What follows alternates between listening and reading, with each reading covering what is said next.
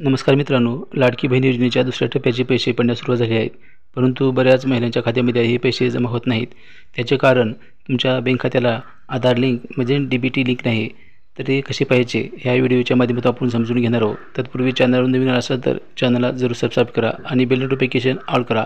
सर्वप्रथम तुम्हाला असेच माहितीपूर्ण व्हिडिओ पाहण्यास मिळून जातील. चला तर मी व्हिडिओला सुरुवात करूया.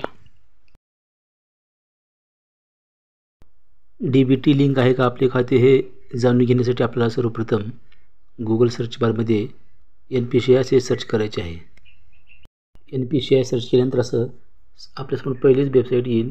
त्यावरती आपल्याला एकदा क्लिक करून घ्यायचे आहे. क्लिक केल्यानंतर आपल्यासमोर असा हा इंटरफेस आता ओपन होणार आहे.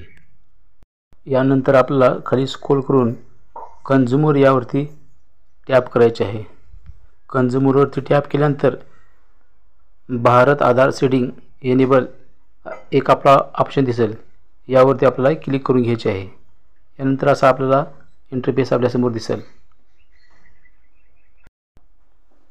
अशा प्रकारे आपल्याला सुरुवातीला तुमचा आधार नंबर टाका व तुमच्या बँकेचे खाते निवडा असे एक ऑप्शन येईल.